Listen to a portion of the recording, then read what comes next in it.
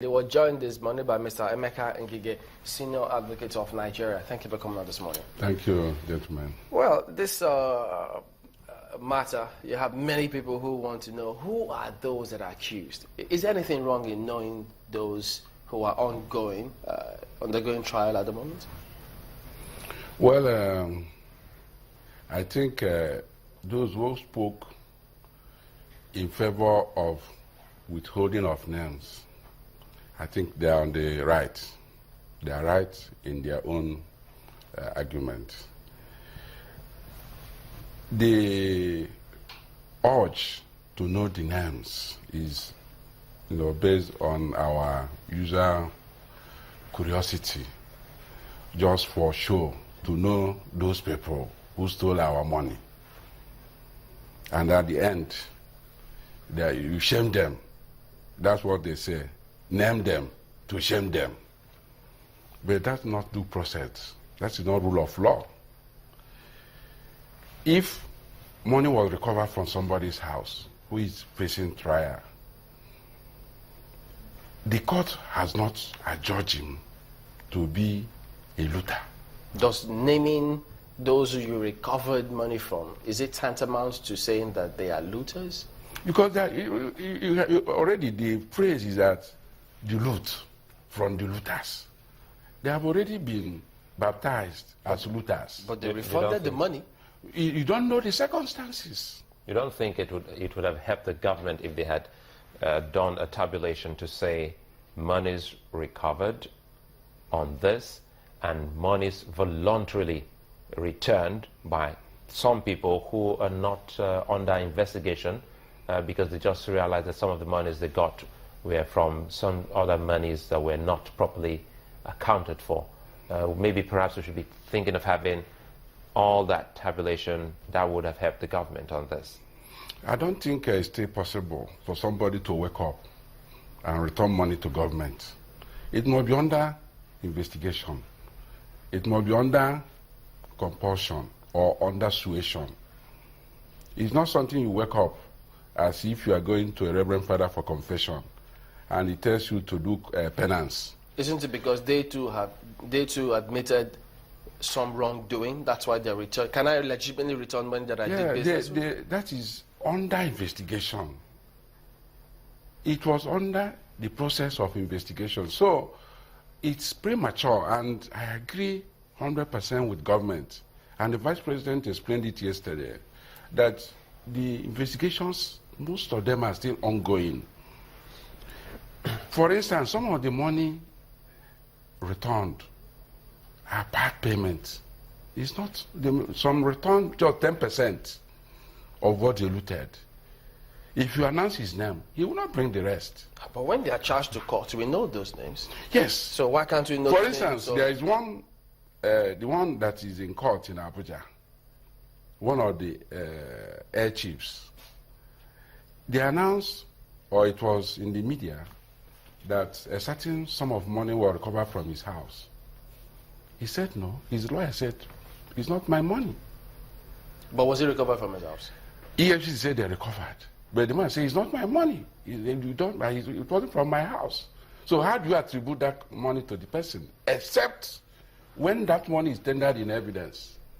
And again, by EFCC. And then you convict him. Again, the question is, how are we also sure that the amount announced by the government is also the true amount that has been recovered? Because now we don't even know what X, Y, Z has returned. So some monies could as well be somewhere not properly accounted for. So for transparency, don't you think that we should get perhaps an idea of where each fund was coming from? That's why the government termed that report interim. It's not final. It's a work in progress. At the end of the day, I believe the government will tabulate it in a way that we say, from Mr. X, we got this. From Mr. Y, we got this. But for now, they just gave the country a global picture of the amount that have been recovered. Some of the amount may be returned to the owners. For instance, yes, if you, in the course of searching my house, you took some dollars there. It turned out to be my son who came from US, the money he kept, and I'm able to explain it in the course of trial. The money will be returned to me. So why are they bothered if they say, well, interim reports, this figure to this name? It helps transparency and accountability, don't you think? That's why it's still interim. In interim, if you mention the names at interim level, you have difficulty getting the cooperation of those suspects, because they remain suspects, or those would-be suspects, because it's still an ongoing process. Today, we read about another 3.9 billion between NNPC and the LNG. It's a money that EFCC may eventually recover and put on the table. But they cannot for now say they have recovered it from so. Mr. Ngige, should the government have come up at all to even talk about these monies?